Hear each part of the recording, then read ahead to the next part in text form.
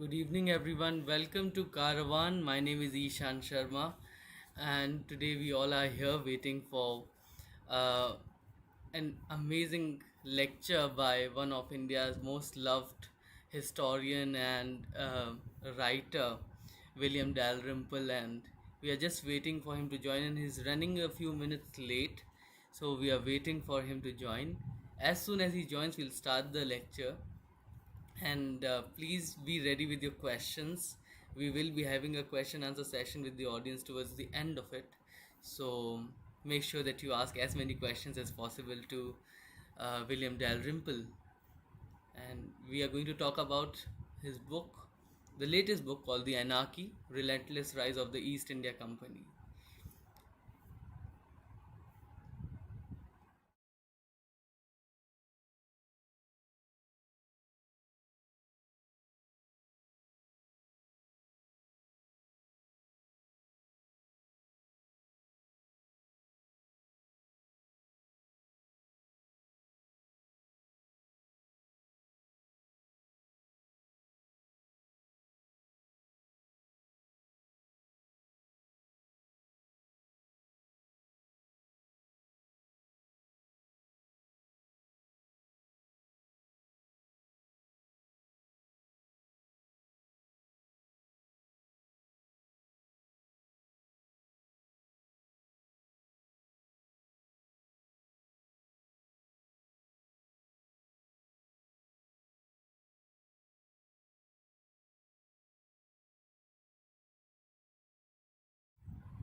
And those who have joined us, there is a special request from our side. If you are new to Caravan, make sure that you hit the subscribe button right below this video.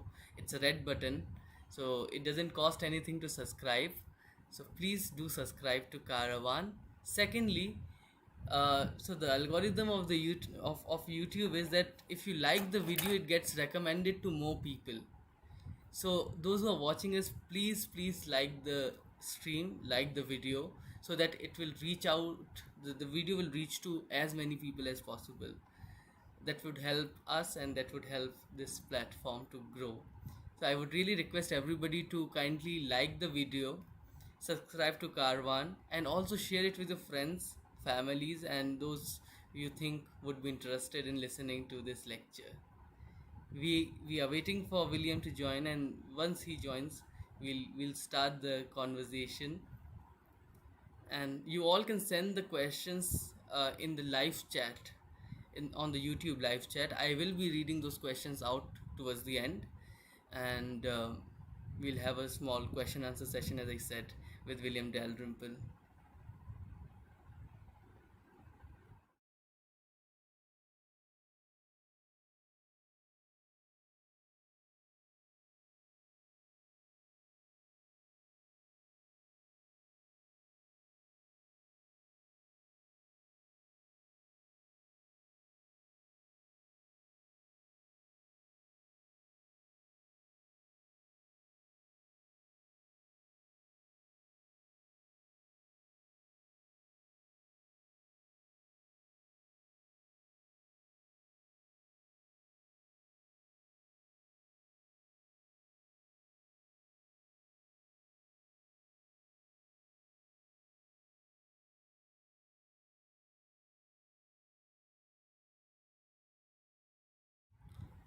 Till then, I'll read some of the messages that we are getting on the live chat. So, hi everyone, hi to all the people in the live chat.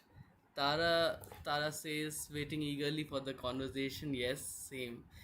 Likewise, I am also very eager and excited for this conversation, and I look forward to having this conversation with William. Chinmaya says, "I've read the book and I'm eagerly waiting to hear from William Dalrymple." So do we. So yes, people can send questions and chat in the live chat to have a conversation, and we can definitely, until we are waiting, we can have a conversation. So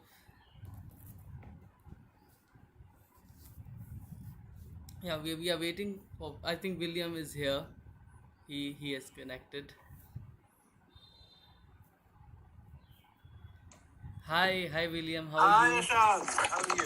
I'm good. How are you? I hope I haven't given you kittens by arriving late. No. We were just having a conversation, and I was just telling them some housekeeping rules before we start. Very good. Very good. I'm ready to go. Should I share screen? Yeah. Uh, I'll just introduce you before we start the conversation. But how's the weather in Delhi? I heard that Horrible. Horrible. Where are you, Ishan? I am in Kanpur, so it's Much more sensible. yes, I'm sure. yes. Actually, probably no better at all, I suspect. There's a little difference, but yeah, more or less. Hang on, I've now lost. Where are we? I'll just allow the share for you. I'll make you a co-host. Where we go. So good evening, everyone. Welcome to Carvan, and here we have the speaker himself with us right now, William Dalrymple. Almost. I've lost the. Where are we? I've lost the Zoom place. Hang on. We're nearly there. Yeah, there we are. There we're up. Good. Yeah. Share screen is the next thing I suppose you pressed. Is that right? Yeah. Share screen. Can't see the PowerPoint. Hang on. So as we are starting, I'll just introduce you, William. So he doesn't need any introduction. He's one of India's most loved and respected historians and best-selling authors of the Wolfson Prize-winning book like White Mughals, The Last Mughal, which also won the Duff Cooper Prize, uh, Return of a King, and many other books.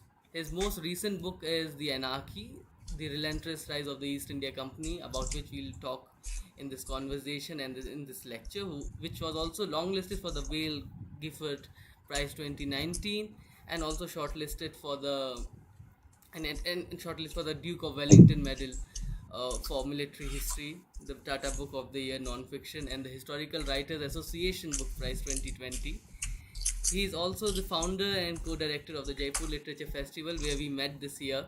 And after 2 long years of online conversations and festival, it was a great time meeting all our friends and speakers in person.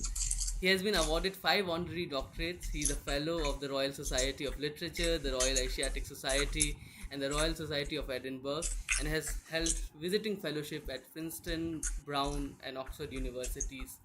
He writes regularly for the New York Review of Books, New Yorker, and The Guardian. In 2018, he was presented with the prestigious President's Medal by the British Academy and was named one of world's top 50 thinkers for 2020 by Prospect. So, William, thank you so much for accepting this. Thank you, Salem. I just got my mouthful of chocolate. Can you see the screen? Yes, we can. Excellent. I'll go off. So first of all, I should say that the East India Company and the Anarchy have not been in my thoughts at all today, because I'm now writing my new book, which is called The Golden Road, all about the diffusion of Indian influence over Asia in the early centuries. Having completed the company quartet after 20 years of work, I've now gone back. Is it not full screen? It says you are screen. It says you are screen sharing. Can you see that?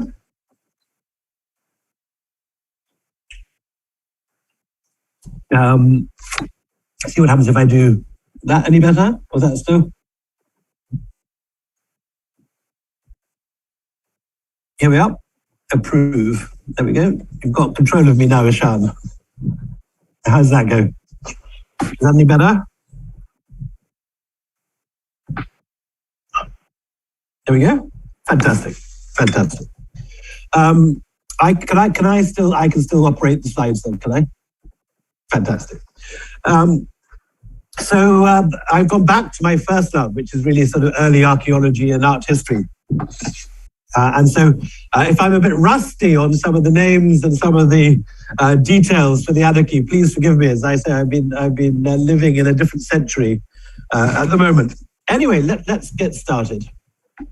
So I'm going to take you a long way from India to begin this lecture. And this is Powis Castle on the Welsh borders. And you may well ask, why would anyone begin a lecture about India in such an English-looking place?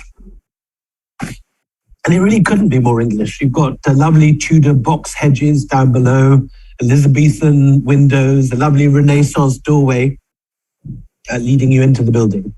But go inside the long gallery of Powys, and suddenly you're surrounded by more Indian loot than you'll find in any one collection in India, Pakistan, Afghanistan, or Bangladesh.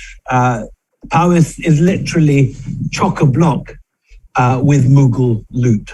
In this picture, you can see gorgeous shields and swords. There's a tiger's head from Tipu's throne in the case in front of us. There's a gorgeous Mughal Jama on the left.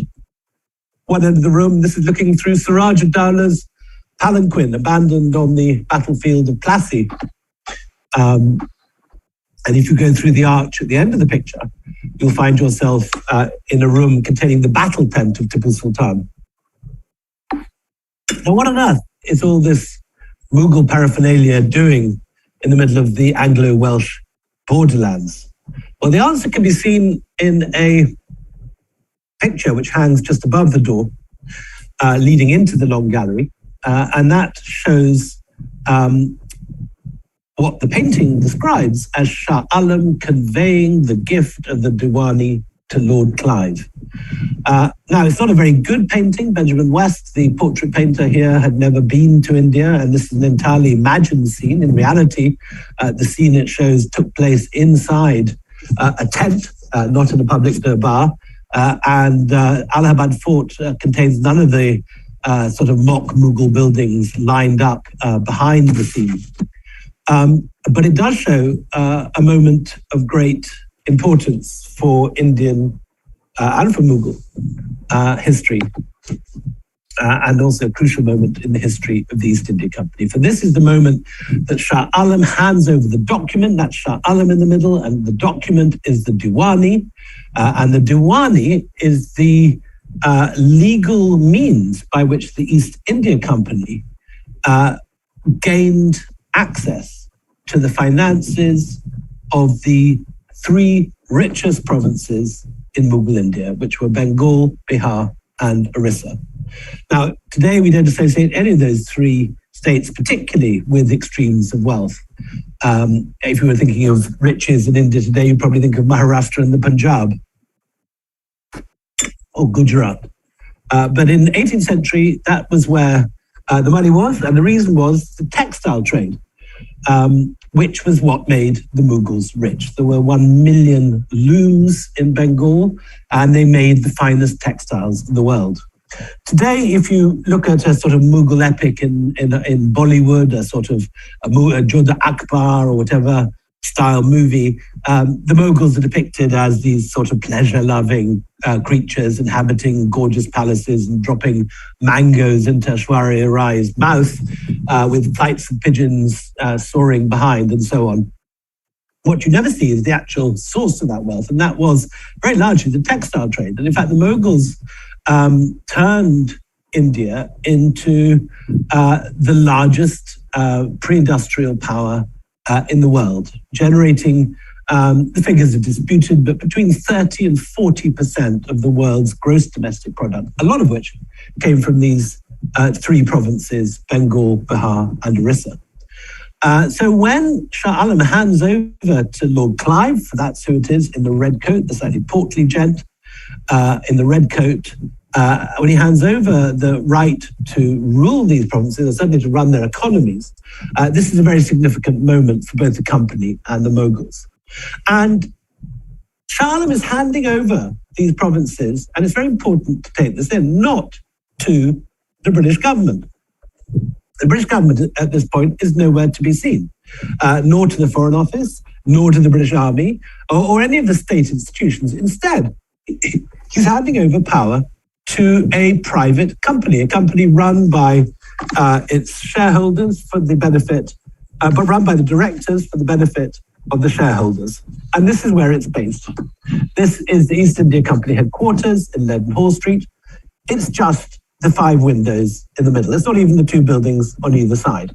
That is where first Bengal, Bihar and Orissa, then within half a century, the whole of India was run from. This tiny office, smaller than many of the buildings I'm sure that the people watching this, all of you lot today, are sitting in at this moment. It's set back a little from the street. You can see the railings. And if you walk past it, as this lady is doing in the center of the picture with her hat on, or this couple on the left, you could quite easily walk past it without noticing it. There was nothing to distinguish it. It was a modest looking place. Yet out of that building came the orders and the directions that led to the subjugation of the whole of India to a corporate entity. And the East India Company was a corporate. It was a corporation. In the same way that Tata or Adani or Facebook or Google or ExxonMobil or Walmart or any of the great corporations of the world are companies. And companies, as we know, are run for one reason, which is to make money and to make money for the shareholders. It was founded by this man, Sir Thomas Smythe, in 1616. This guy with the top hat called a meeting in Moorgate Fields in September 1599, around the same time that Shakespeare is writing Hamlet, a mile away from Moorgate in the Globe, next to the Globe Theatre on the south bank of London. And at this meeting on the 22nd of September 1599, here is the names of the people that put up the money to start the company. It's a startup in modern terms. And we have the names of every person that gave any money to it from this very first meeting onwards. And here we are, number 1, you see, is Lord Mayor of London giving £200. The next character is a guy called Captain John Mark and John Bontes or Bontes, who gives £1,000. Then Captain John Epsworth, I can't see very clearly from here, but gives £800 and so on. Right down to 25 pages later, little guys who are just shopkeepers or vintners or running off license or a leather working company giving £5 or £10. And this was a new form of business. The joint stock company was an important Elizabethan invention, which, unlike guilds, where a bunch of say wool merchants get together and pool their capital and act in their own interests, a joint stock corporation means that anyone who wants to invest their spare cash can do so without having any executive role in the company. You don't have to get involved in the decisions of the trading company. You just invest your money, and if it makes any money, you get a share of the profits. And this is an important new idea, which changes the face, frankly, of history. So with the money that they raised, they hire this guy, Sir James Lancaster, seen with his ship here, to sail to India. Now, Lancaster had already been to, not sail to India, to sail to the East Indies was the first destination, which is what we today call Indonesia, particularly Java, and Java was the main mart for spices, nutmeg, pepper, cardamoms, cinnamon, and so on, which were hugely in demand in Britain.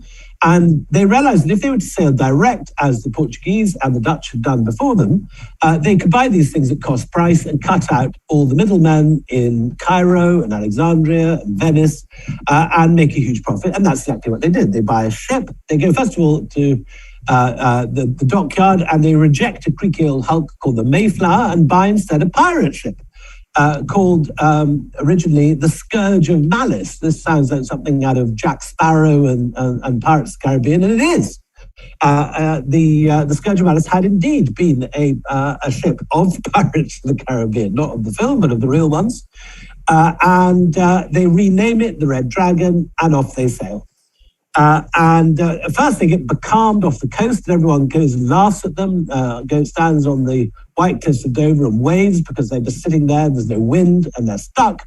But eventually they set sail, and to everyone's surprise, they actually make it to the East Indies, where they don't even have to buy any spices because they see a Portuguese ship coming in the opposite direction, and the Portuguese ship is attacked by the Red Dragon, and as the crew are largely ex-pirates, they literally just board the ship and they move the contents of the Portuguese ship into their hold, and they sail back again and sell the entire pepper full ship for £1 million. That raises the capital, not least for headquarters in Leadenhall Street, this building, with jolly pictures of galleons sailing away, and it looks a bit like a sort of Elizabethan pub in a country village. But in fact, this is the first headquarters of the East India Company, and down below you've got the double doors of the warehouses where the spices and so on are put. And the company continues to operate out of Leadenhall Street.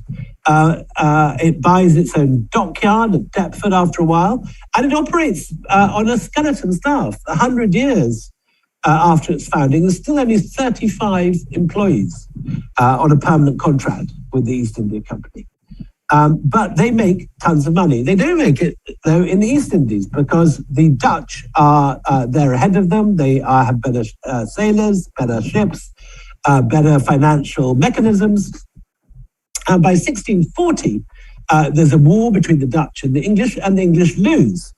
And in the treaty that is signed, the English basically hand over the pepper and spice trade in the East Indies to the Dutch, and they have to think of something new to do with their company. And what they decide to do instead is trade in textiles, particularly with Bengal, but not with the rest of India, and particularly also with Gujarat, the cotton trade, with Gujarat coming out of the west coast, and silk and more cotton coming out of Bengal. And this turns out to be a money spinner. The Dutch get actually what turns out to be a trade that's in decline. The spice trade has reached its peak and bottoms after this. But the textile trade is hugely valuable. And because the Mughals have no navy, the exports are done by the competing European powers, and by the middle of the 18th century, largely by the British. And all goes well for the company until Aurangzeb dies in 1707 and India descends into anarchy. The Marathas erupt out of their homelands. They burn Surat. The Jats rise up in the Doab. The Sikhs rise up in the Punjab. And the whole thing is going to hell in the handcart. And in the middle is sitting Delhi, the largest city in the world. 1 million people, very, very rich, Chandni Chowk, looking magnificent, with this fantastic canal running down the middle. And all goes well until this guy turns up, Nadir Shah. And in the end, it's not the Marathas or the Jats or the Sikhs that get to rob and loot Mughal Delhi and get their hands on all the loot that's been collected there over the period of 200 years. Instead, it's Nadir Shah from Persia. Nadir Shah is a self-made man. He has made all his cash by rising up in the Persian army. He overthrows the Safavid in what we today, I suppose, would call a military coup. And he transforms the Persians into one of the great armies of the world. And in order to fight his two real enemies, who are the Ottomans and the Russians, he decides to raid India to get what he calls some golden feathers, to pluck some golden feathers from the Mughal peacock's tail. And that's exactly what he does. He goes into Afghanistan. There's no resistance. He captures Kabul. He then comes down the Khyber Pass. And before long, he's captured Lahore. And he's finally met by Muhammad Shah Rangila at the Battle of Karnal. And the Battle of Karnal does not go well for Muhammad Shah Rangila, although he's got a much larger army, maybe 1 million men in the Indian camps, including half of sort of Khan Market and all the dancing girls and everyone else. In reality, the Mughal army is outdated. Nadir Shah has a much smaller army of only 160,000, but they are armed with armor-piercing swivel guns, one of which you can see today in the National Museum. And the Mughals fall apart. They are massively defeated in their first charge. And Nadir Shah asks Muhammad Shah Rangila to dinner on the battlefield, and useless Muhammad Shah Rangila on the left goes. with only a bodyguard. And then after dinner, he's actually arrested by Nadir Shah, told that he is Nadir Shah's guest, and very politely and in a very gentlemanly manner, he's effectively put under house arrest in his tent and not allowed to go back to his camp or his army. The next day, they ride in Delhi. There's a massacre. And in the ensuing fine that Nadir Shah imposes on Delhi, he collects the entire wealth that the Mughals have gathered over 200 years. And 6 weeks later, when he leaves with 8,000 wagons of jewels and gold, which he takes off, including the Kohinoor, the Peacock Throne, the Darya-Noor, all the big diamonds that the Mughals have collected. The whole thing is over. And it's rather like if you imagine taking a big mirror, a big Baroque mirror, and throwing it out the window from the second floor. It shatters into a million pieces. That's what happens to India. Rather than one unitary Mughal state, which is what you had from the time of really Akbar through to the time of Aurangzeb, you have hundreds of little city-states: Jaipur, Jodhpur, Udaipur, Tanjore, Hyderabad, plus the different Maratha confederacy centers such as Baroda and Pune and so on. It's a hugely fragmented picture. And the two powers that take advantage of this are the European companies. These are the French. Look at them in their little fashionable sans-culotte. This is not a sort of gay pride parade as it may appear. It's actually the latest in European warfare. Because at the same time as Nadir Shah is raiding Delhi, at the War of the Austrian Succession in Europe, Frederick the Great has revolutionized warfare by introducing horse artillery and a new form of infantry warfare with muskets and file firing and a whole variety of exciting new tactics and artillery with new advances in 18th century ballistics. And first the French and then the English East India companies import this to India, and they quickly realized from the very first engagement in 1740 outside Madras that this new form of warfare can destroy vast Indian cavalry armies. And so when the company goes to war with Suraj-ud-Dowlah in 1756 when he takes Calcutta, things are very different from how it would have been when the company took on Aurangzeb in the 1680s, when they were badly defeated and humiliated. Suraj wins the first round. He captures captures Calcutta in 1756, puts all the Brits in the famous black hole. It's disputed how many died there. But it's bad timing as far as Suraj-ud-Dowlah is concerned, because at the same time as he is attacking Calcutta, this man, the young Robert Clive, has turned up in Madras. Now, Robert Clive has not turned up because he brilliantly anticipated what was going to happen. He turned up because he wrongly thought the French had sent a fleet to India. There was some faulty intelligence coming out of Port Lorient, the French naval headquarters, and the East India Company persuades the Navy to lend it a fleet and to follow the French to India. In actual fact, the fleet has gone off to Canada, to that war that, if any of you are Daniel Day-Lewis fans and enjoyed The Last of the Mohicans, all that stuff with all those Native Americans crossing Lake Huron in war canoes and so on, that war that the Americans call the French and Indian Wars, that the Brits call the 7 Years' War, that has broken out, and the English and French are loggerheads, and it is to take on the French that Clive has come. But he arrives to find there are no French warships, but instead Suraj-ud-Dowlah has taken Calcutta. So off he goes to Calcutta, he retakes it. And at that point, he's approached by the Jugget Sets. Now, the Jugget Sets are the incredibly rich Marwari bankers, Jains, followers of Parshvanath, who control the economy of Bengal as much as the Rothschilds control the banking world of Europe at this period. And the Jugget Sets offer Clive £1 million to take out Suraj-ud-Dowlah, who has pissed them off by bullying them and trying to get money out of them. And Clive says, sure.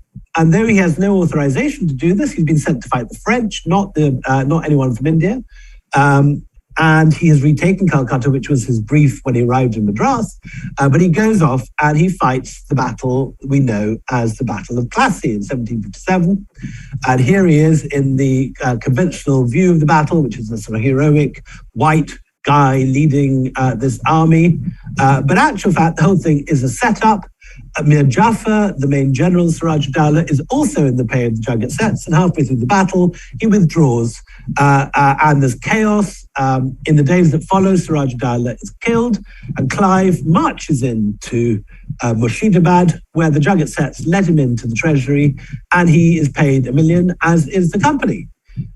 He isn't authorized by this, and he later has to appear before Parliament and be asked why the hell he thought he could just take £1 million when he hadn't been authorized by the company to do anything of the sort.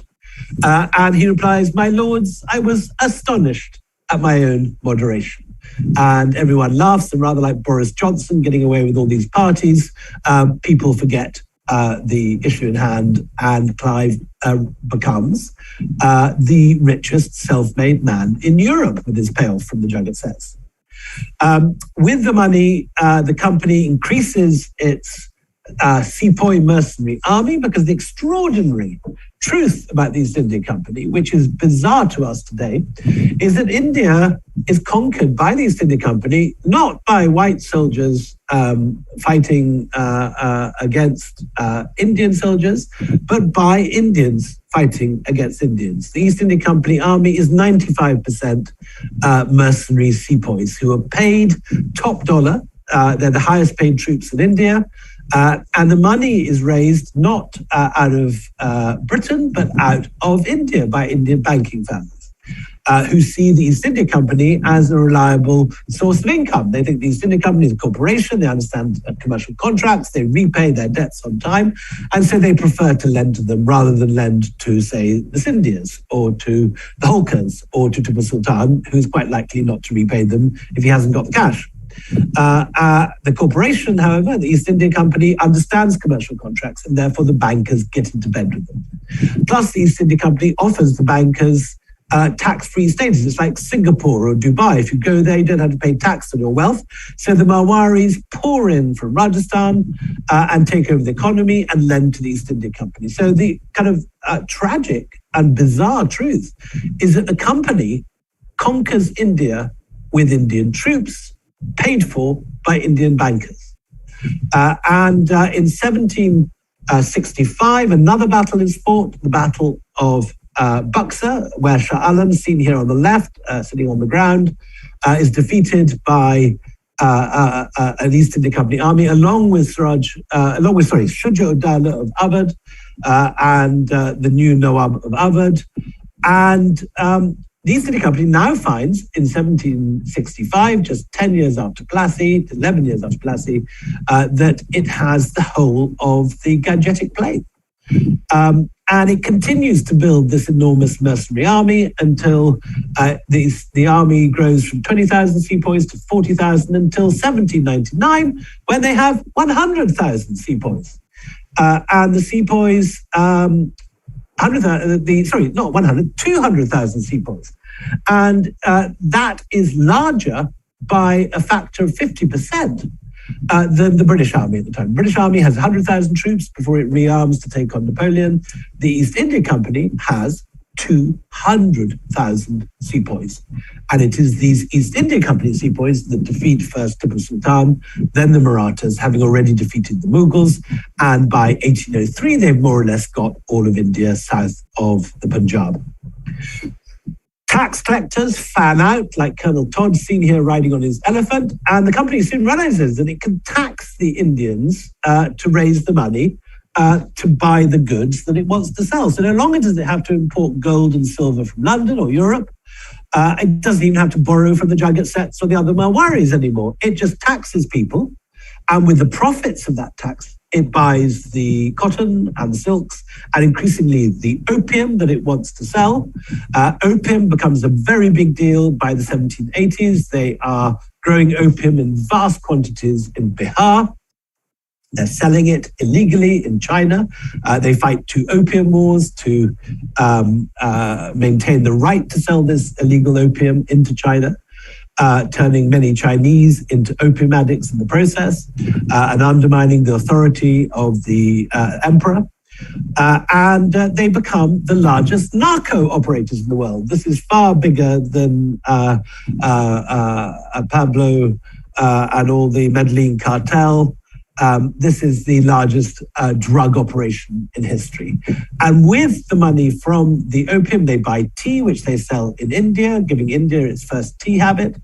And they also buy tea to sell in Europe and in America. And it is East India Company tea that we see here being poured into Boston Harbor in the Boston Tea Party. So by this stage, the company, which started off as this sort of slightly shaky, dodgy, sort of ex-pirate outfit run out of London by a bunch of dodgy ex-pirates, has turned by the 1780s or 1800s into the largest company in the world, the first multinational, with its fingers over the entire globe. It generates about half of British imports and exports. And when the company manages to screw up in the 1770s by looting Bengal, causing the Bengal famine and leading to 3 million Bengalis dying of famine. In the aftermath of those terrible events, the company actually goes bankrupt because they have so badly stripped Bengal into a dust bowl. And at that point, they have to go to first the Bank of England to try and raise the money, but the Bank of England doesn't have the money for the vast sums that are needed to bail out the company. But the government realizes that unlike Lehman Brothers, it is too big to fail, to use the modern phrase. And in 1774, the company is taken over 50% share by the British government in what today we would call, I suppose, a public-private partnership. And using the funds given to it by the government, it then becomes this sort of strange beast that is half governmental and half private company.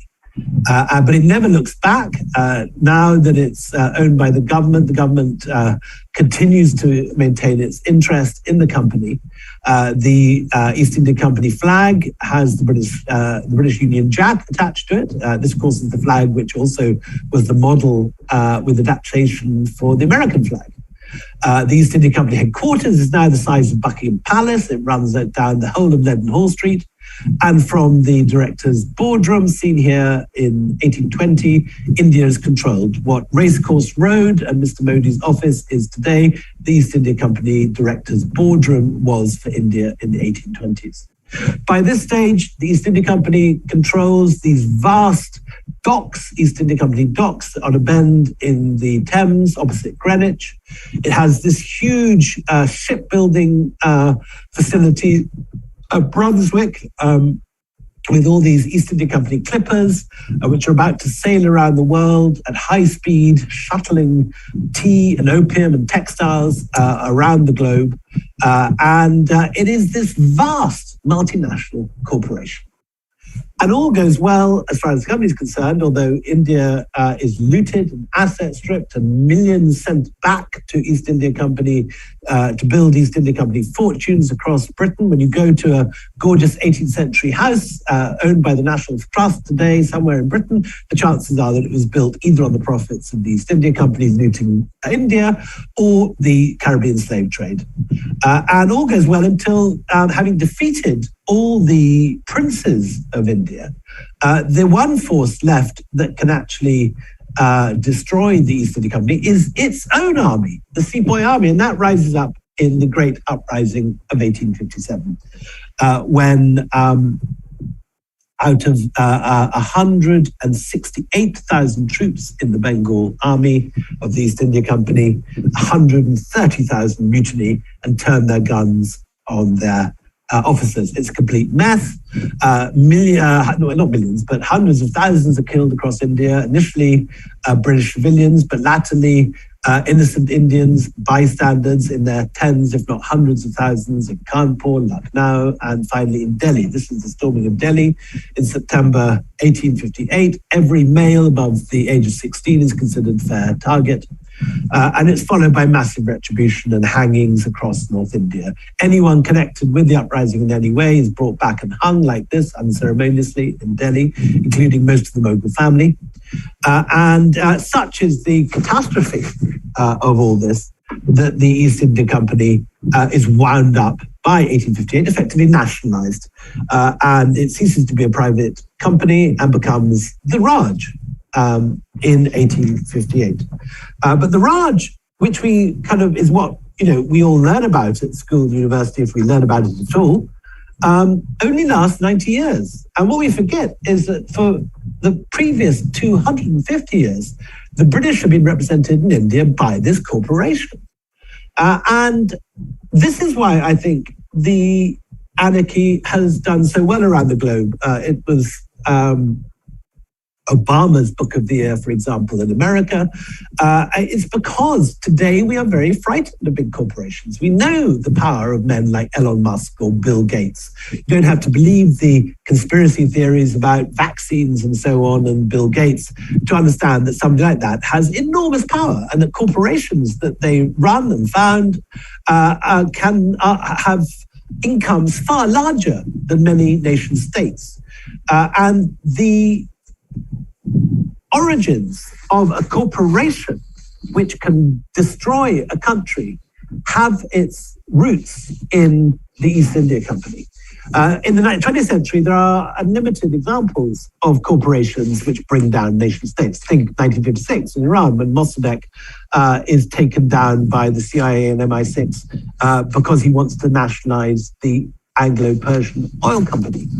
And the Anglo-Persian Oil Company doesn't want this, and they bring down Mossadegh's regime. Same thing happens a year later in Guatemala, where the United Fruits are brought down, get the CIA to bring down the socialist government in Guatemala that wants to privatize them, and the phrase Banana Republic is born. In the 1970s, ITT gets the CIA to do a military coup in Chile, because again, they do not want a socialist government taxing them and controlling them.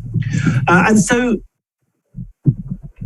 corporations can bring down states, but they also have power in their countries of origins. Just like the East India Company bribed the Parliament in Britain, and in 1690, less than 100 years into its history, the governor of the East India Company ends up in the Tower of London because he's been giving bags of cash to MPs to vote for them to vote for the monopoly of the company being continued. So today we know how big corporations, whether it's Tata or Adani in this country, or whether it's ExxonMobil and the Republican Party in the States, or whoever it is in any democratic country, can pay politicians or at least give donations to election campaigns, and so win favors in return. And mysteriously, the policy of the state ends up being the policy of the company. So all this is anticipated in the history of the East India Company, and you get at the trial of Warren Hastings in 1680 the beginnings of modern analysis of corporations that we today look to understand these great forces which shape our world. At the impeachment of Warren Hastings, the Lord Chancellor gets up on the podium in Westminster Hall and he says, "Corporations have neither bodies to be punished nor souls to be condemned. They therefore do as they like." Thank you very much. Over to you, Ishan. Thank you so much, William, for this wonderful introduction to the East India Company and how we must learn a lesson when we see Tata, Birla, and other big corporates, Adani, Ambani for sure, rising and shining in India. And they Yes, I didn't mention Reliance. Yeah, Reliance, of course, the most political probably of all the great Indian corporations. So that makes the case more contemporary to all of us who think about it.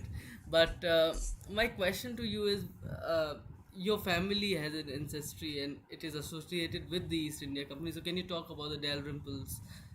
Sure. So the East India Company was a very profitable corporation, but it was also a very dangerous proposition because two-thirds of the young men who go out to India age 16 never come back again. They either die of disease or they're killed. And so the East India Company was never the preserve of the aristocracy. It's never the guys in, the lords and the earls and the dukes who join the East India Company. It tends to be small, influential squirearchies in the middle aristocracy or the lower aristocracy, vicars' children, people that have influence but need the money because you really need the money to send your kids off the other side of the world for 30, 40 years. They may well never come back. And my family were typical. They were Scottish minor landowners, politically influential, but never had the money they wished to maintain their social aspirations.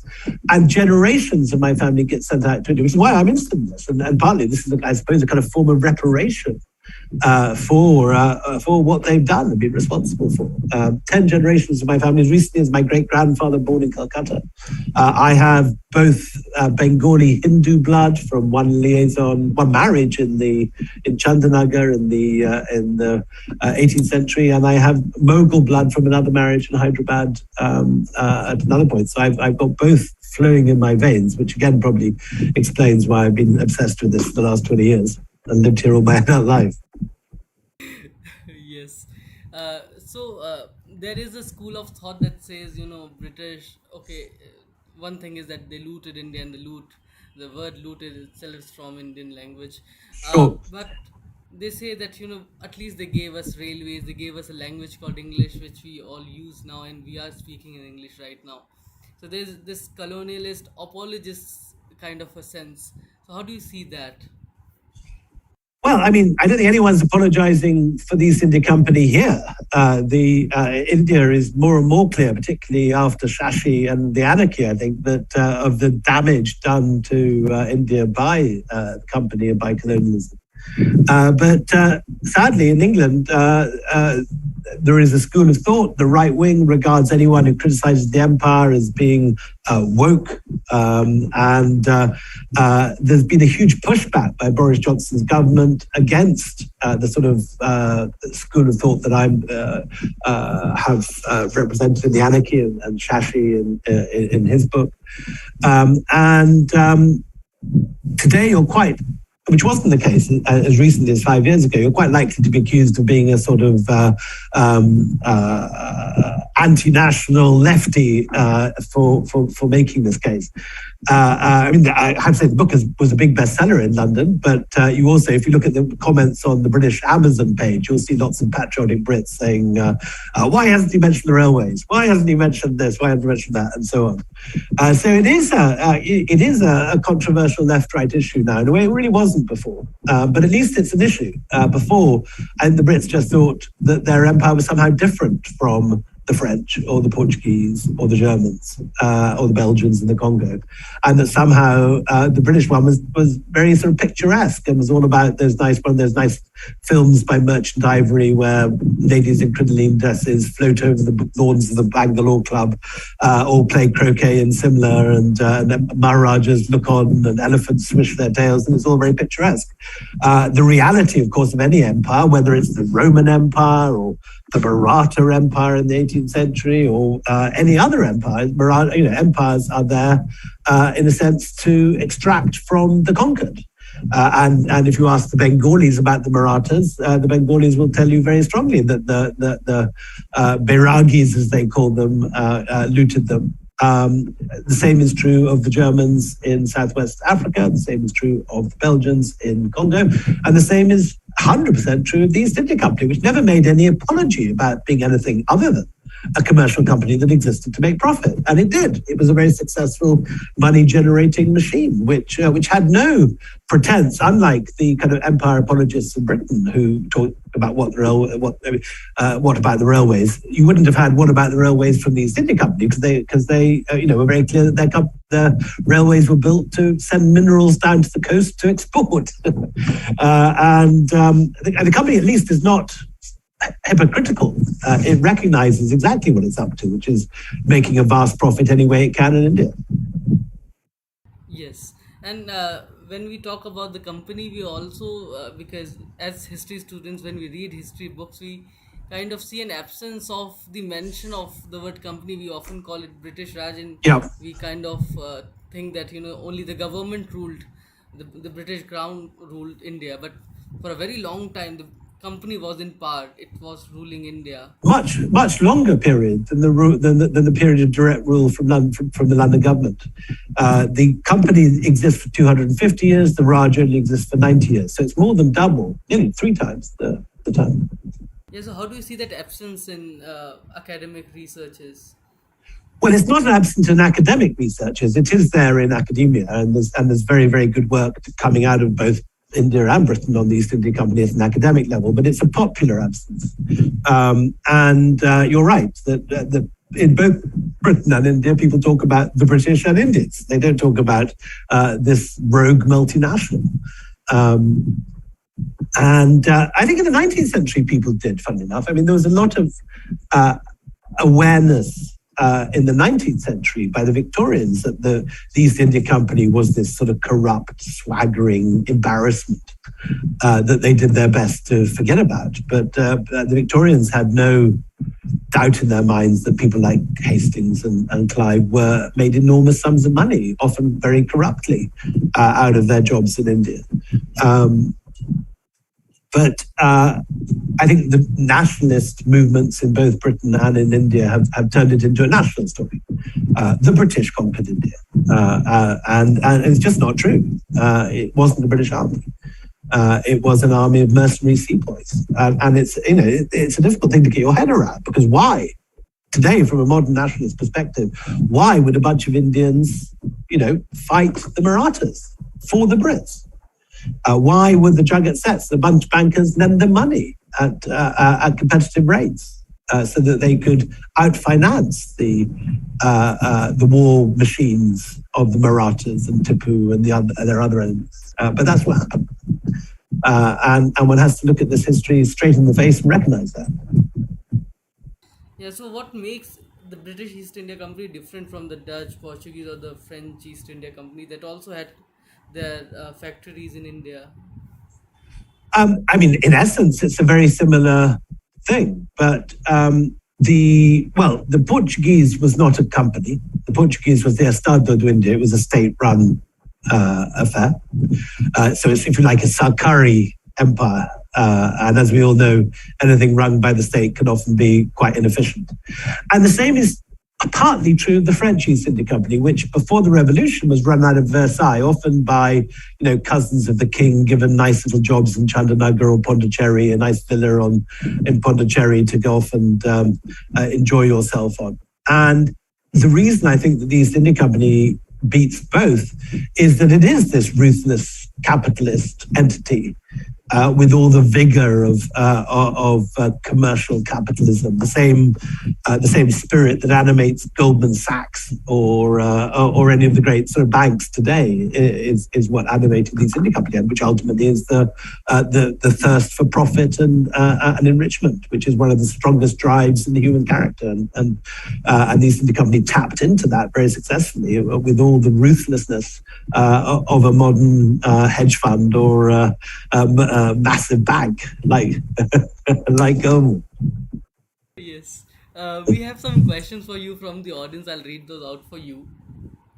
These are on the YouTube live. So those who are watching us on YouTube can send as many questions as they want. We'll take about 5 or 6 questions.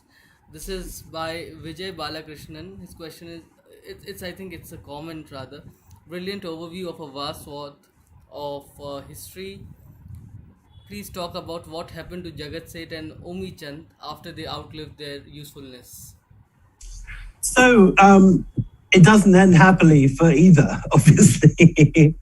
The Jugget sets are the ones who enrich Clive, who give Bengal to Clive effectively. And they, however, finally get outmaneuvered during the second big battle, the Battle of Buxar, and the whole uprising of the mid 1760s. And eventually they end up in a prison in Patna, and the two leading Jugget sets are either smothered or shot, depending on which version you believe. Omi Chand is one of the complicating plots during the period of Warren Hastings that I actually left out of the book and restricted to footnotes, partly because it's not important, but simply because to try and clarify the narrative. One of the things I wanted to try and do in this book was to give a very clear overview and to try and strip away, in a sense, some of the subplots and focus on the main figures. So I haven't talked a great deal about Omi Chand, but Omi Chand is another figure who's a victim of the company at this period, particularly of Warren Hastings. Talking about the book, the manner in which you have written the book is through personalities. You have chosen four main characters, 4 or 5 main characters in the book, and you weave the story through them. So, how was that approach? How difficult was it for you to write the history of the company like that? So, I mean, there are many ways of writing history, just like there's many ways of writing a novel, there's no right or wrong method for these things. With the rise of the left in India, India has seen a great deal of the Marxist approach to history, which envisages history, and I don't mean here now a kind of a right-left battle or a pro and anti-Muslim or pro and anti-secular. All that stuff is also up for discussion. But to specifically answer the question you asked, Marxist history minimizes the role of individuals in history, and it emphasizes the role of historical processes. So, it's very economic based, and particularly Marxist history looks at the peasantry and the subalterns and the whole world of the oppressed and the underclass. And that is a completely reasonable philosophical approach to take. However, my view of history has always been that individuals make a vast difference. That, if we were to take the present day, would India be the same country it was if Modi and Amit Shah had never existed? If you remove them from the picture, is it likely that we would have exactly the polity that we have at the moment with the strength of the current BJP regime? I think it's unlikely. And, reflecting that back into the past, I do think that individuals make a difference. In that sense, I disagree with the Tolstoy view of history, which again emphasizes historical processes and unseen forces of history behind the puppetry, as Tolstoy would imagine it. And so he makes Napoleon into this sort of slightly absurd figure. My view is that the personalities are what form the. People may disagree with this, and that's fine. But my view is that personalities do form the main engine of history, and that the presence of someone like Clive in 1756 made all the difference between the East India Company taking over or not. Another man would just have said no to the Jugget sets. He wouldn't have had the Battle of Plassey. He'd have sailed off back to Madras, and history would have been quite different. It's quite possible that the French may have taken it. There's or the Marathas. There are many what ifs of history. So I always have viewed history as driven by personality, and my books reflect that. And I think there's no question too that it makes them for more interesting reading. If would you prefer to read about Shah Jahan and Aurangzeb, whether you hate them or love them, or would you prefer to read about Mughal tax collectors and peasant uprisings in the Doab, which is what Irfan Habib, a brilliant Marxist historian, but nonetheless one that has a completely different view of history to my view, would have it. So I write, I think, in a very mainstream tradition of narrative history, whereby, with a great deal of biography in it, whereby personalities do affect the running of history. I mean, this is not a question I get asked in the West, because there's so much biographical history, but because India, in a sense, has had so very much dominated by Marxist history since the 1940s, if not before. Personalities are somehow drained out of history, which is why I think so many people at school find history so boring, because it hasn't got any life to it. It hasn't got blood. It hasn't got passion. It hasn't got all the things that human beings bring to the landscape. I'm not saying that my method is the right one or better than anyone else's, but it reflects my view of history, and I think certainly it's easier to write a history that is gripping and full of incident and reads more like a novel, because it's full of human beings who do the things that people do in novels: make war, make love, argue with each other, fall out, come back together, and all the human dramas that make history interesting. So I don't find it difficult at all. That's the way I see history, and I just write it as I see it. Yeah, and I think in your book another interesting fact was that our imagination of Shujaud-Dowla was rather different when we read it in school. NCERT books told us, he was a hero of sorts, that he stood against the Britishers. You're probably thinking about Siraj-ud-Dowla rather than Shujaud-Dowla. Siraj-ud-Dowla is an interesting case, because Siraj-ud-Dowla is hated by everyone at the time. The British sources, of course, regard him as a demon because he's their enemy, but the French, who are his ally, also think he's terrible, as do the Mughal sources. Even his own cousin, Ghulam Hussain Khan, who writes a wonderful history called the Siyar-wa-Taqreer, he regards Siraj as a kind of psycho, rather like, I don't know whether you remember the stories about Saddam Hussein's son, Uday Hussein, who shot the football team because they hadn't won a World Cup. He sounds rather like that sort of character, the sort of crazy psycho. Yes, and you're right, nationalist historians turn him into a hero because he took on the Brits, and he did take on the Brits. That's quite true, but he's not a nice character by any of the contemporary sources' point of view. Yeah, so another question is by Paromita Dasgupta, and her question is, what kind of criticism did the company face back in England? Well, that was a bit of a surprise too. I mean, I'd always slightly thought that, that the company which brought such wealth to Britain would be very popular in Britain, but it wasn't. In the 18th century, you find a great deal of dislike of the company, rather like people in the 1980s used to hate the merchant bankers who would, earn vast sums of money, apparently by barely sort of working for it, then, let off fire extinguishers in restaurants or drive their Porsches into shopping malls, whatever it was that they were, bad behavior that they were up to.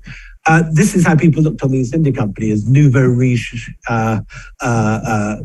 corrupt nouveau riche people who had got ill-gotten wealth and then were using it to overthrow the old aristocracy and act unjustly and greedily. And Clive was a hated character. He was booed when he went out into the streets of London, and eventually he cut his own throat, which again is something which you don't read in many textbooks, but is unequivocally the case. Yeah. Ashok Narayan has a comment. I think he has a suggestion for you, that when you bring out a reprint of the book, please get a spreadsheet done with Indian rulers, British or East India Company officials, other players, and a remarks column. It would be very useful. It's a very good suggestion. I'm afraid the paperback just came out last week, so we've missed the boat. We should have made that comment a year ago. We could have done it. Maybe for the next book. There is somebody called Tonmoy, and his question is, how were the decisions taken after the public-private partnership in the East India Company? How much the British government was involved in India before the Sepoy Mutiny happened in 1857? So the East India Company is changes and morphs at every stage. It's rather like the horrible monster in the movie Alien, which grows from that little sort of creature to this vast sort of mothership. The East India Company is different in every decade, and after it's taken over by the British government, it's a very different thing to what it is before. Initially, the East India Company get to appoint their own governor. Warren Hastings is the first. He's officially put in by the government, but he's an East India Company man. He's been there all his life. And it's only in the decades to follow that you start getting government men put in, until eventually you get Lord Wellesley in 1798. Lord Wellesley hates the company, and he's put in by the government to use the East India Company for the government's aims. It's like a cuckoo in the nest. And he arrives in India, and he finds he has this vast army of 200,000 troops, and he basically uses it, although it's owned by the company, as the Governor General, he uses it to follow British state interests rather than the interests of the company. And he virtually bankrupts the company, and it is sacked eventually by the directors. So it is a very different thing. And the company interests and the state interests are not always the same. And you find that the Lord Wellesley very much pursues the interests of the British state at war with Napoleon over the commercial interests of the company, and eventually he's sacked for that reason. So there is a clash. There are two separate sets of interests. It's a very acute question. And you see things change very strongly after the takeover.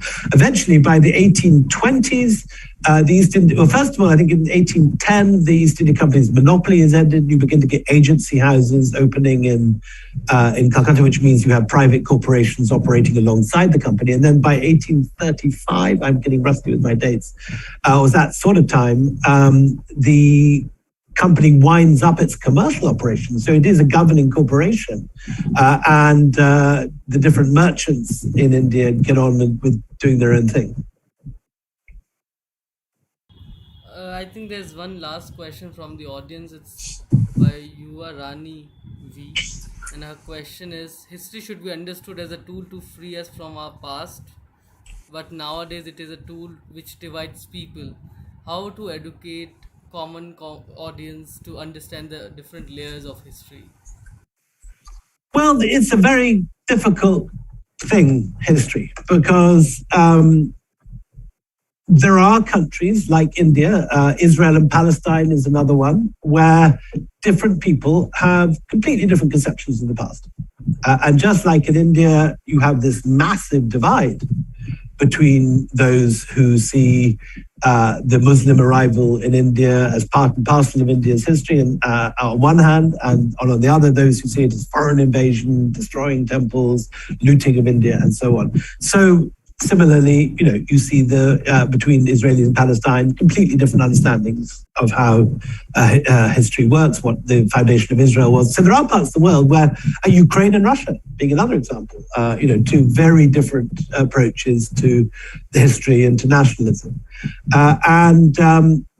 In India, the government, democratically elected, has the right to set textbooks. So we're likely to see, as long as the BJP is in power and strong, a hard right-wing shift of history, the Mughals being removed from history books or made into the villains, just as the Marxist historians of the 50s, who equally were very much a reality.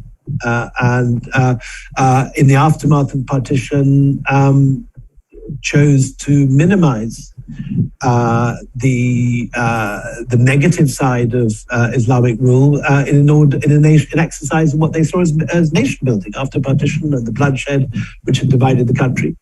One can agree or disagree with that, but it happened. When I arrived in this country, it was very, very difficult to find any right-wing historians. Where I grew up, I went, say, to college in Cambridge, you had right-wing historians and you had left-wing historians. And when you read them, you would understand that you had to take their politics into account and that you would have two different versions of history, slightly different from each other, depending on their history. But here, the divergence is now becoming massive, where you're having two completely different versions of events. And that can be very damaging. because people will write very much from a very hardline political perspective and not even attempt to give a neutral version. The reality, of course, is that every historian has his views in politics, that no one is completely neutral, that we are all stuck in our different subjectivities, and that our views and understanding of the world will alter the way that we write it. And you have to take that into account when you read a historian. So if you're reading me, I'm a kind of centrist liberal, with economically quite right wing, but socially very liberal, and that will affect the way that I write history and look on the British Empire. Vikram Sampath will look at it in a very different way as a paid up RSS BJP supporter. It doesn't mean his work is wrong or mine is right or vice versa. But when you're reading historians, you have to take their views into account, and that's it's like any non-fiction. If you're reading a newspaper, if you're reading the British press, you understand that the Guardian is to the left and that the Telegraph is to the right, and you read the news taking that into consideration. Here, you understand that the Wire will have one view of things, and Op India or the organizer will have another, and you judge its credibility by how you view on that set of opinions. It's the same with history. I would love to say, historians are neutral, but we are all trapped in our own worldviews, and that will be apparent to people reading our books. It doesn't mean we don't try to be objective, Yeah. but and maybe think that we're being objective, but we are all individuals with our own set of views and trapped in our own time.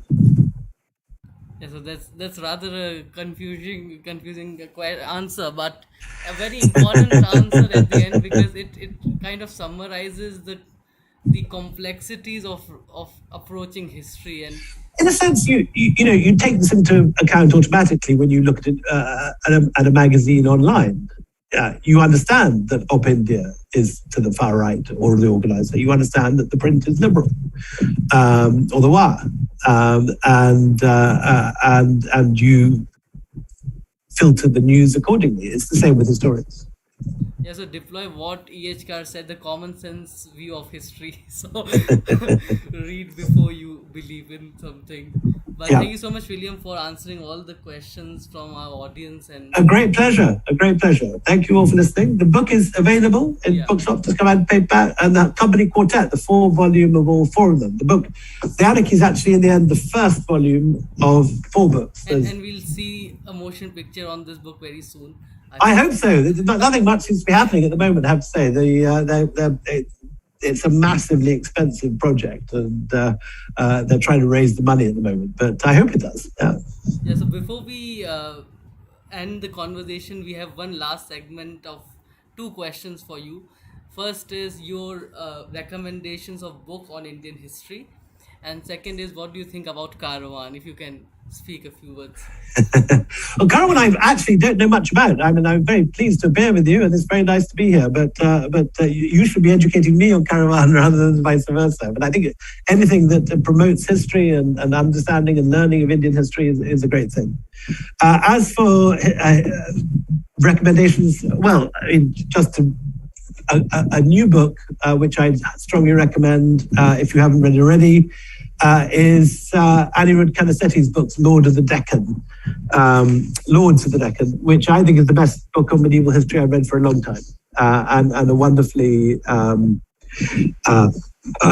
readable and exciting new debut by a young historian. So that's my recommendation for the day.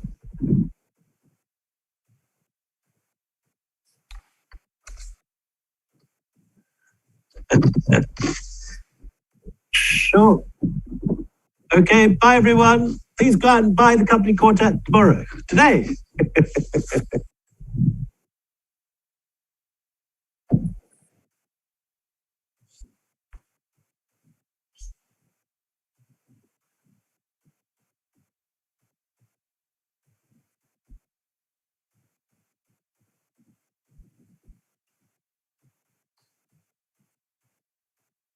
Correct. Yes, Jaipur's free. The Maldives isn't, I'm afraid.